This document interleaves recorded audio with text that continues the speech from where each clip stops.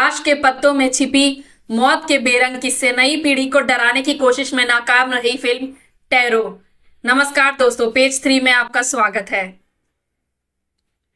Cinema में 90 minute की फिल्मों का सिलसिला तेजी से पकड़ रहा है। एक अच्छी कहानी, एक चुस्त पटकथा, बेहतरीन कलाकार और साथ में दर्शकों की रूह को छूता संगीत किसी भी 90 मिनट की फिल्म के लिए चल निकला फॉर्मूला है। करीब 90 मिनट की हॉरर फिल्म टैरो में ऐसा ही कुछ करने की कोशिश की गई है। नई सदी के युवाओं के बीच अंधविश्वास को मानने ना मानने की बहस के बीच से निकलने की कोशिश करती सोनी पिक्चर्स की नई रिलीज टैरो का लक्षित दर्शक वर्ग न्यू मिलेनियर्स ही है। ये फिल्म फाइनल डेस्टिनेशन सीरीज की फिल्मों की तरह ही मौत को झांसा देने की कोशिशों के साथ आगे बढ़ती है, लेकिन सस्पेंस स्पेनर कोहेन और एना हॉलबर्ग की ये कोशिशें कितनी कामयाब रही, आइए समझने की कोशिश करते हैं।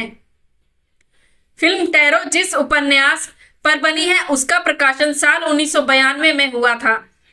उस समय के हिसाब से इस कहानी का ताना बाना भी ठीक ही है, लेकिन तकनीकों के नए दौर में इस कहानी को नए सिरे से गढ़ना और कहानी में लिखे हॉरर से न्यू मिलेनियर्स को डराने की कोशिश करना बहुत दूर की कौड़ी है। कहानी युवाओं के एक समूह की है जो छुट्टियां मनाने शहर से दूर एक पुरानी हवेली नुमा इमारत में ठहरते हैं। साथ लाया कोटा खत्म होने पर यह घर में छुपा कर रखी गई शराब की बोतलें तलाशने की कोशिश करते करते पहुंच जाते हैं एक ऐसे तहखाने में जहां टैरो कार्ड का एक बक्सा उन्हें मिलता है। इस समूह की एक युवती की टैरो रीडिंग का शौक है। उसकी बीमार मां के लिए उसने भविष्य के जरिए जानने की खूब कोशिश की और इसके शौक को उसके दोस्त जगा देते हैं। इस सब के लिए कार्ड फेंकती है, उसे वृत्त में सजाती है और सबकी सूर्य राशियों के अनुसार उनका भविष्य देखती है। पुरानी हवेली में देखा गया भविष्य इन युवाओं के अपने अपने ठिकानों पर पहुंचने से पहले ही सच होने लगता है। जिसका जो कार्ड निकला था, उसका जो भी भविष्य देखा गया था, वह सच होने लगता है।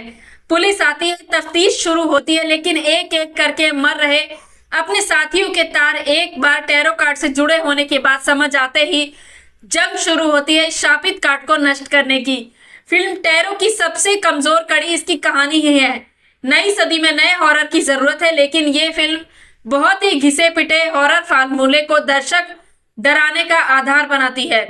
फिल्म की शैतान आत्मा रूप बदलने में माहिर है और शेष शिफ्टिंग का ये पुराना आजमाया फार्मूला भी यहाँ अपना अपना असर नहीं जमा पाता है। फिल्म टैरो न्यू मिलेनियर्स की हॉरर फिल्म सिर्फ कहने भर को है। इसमें डराने के लिए इस्तेमाल किए गए जंप स्केयर्स और स्क्रीन पर पड़ते खून के चीटे इसे किसी भी तरह आज के समय की फिल्म नहीं बनने देते। फिल्म की शूटिंग बहुत ही कम रोशनी में की गई है।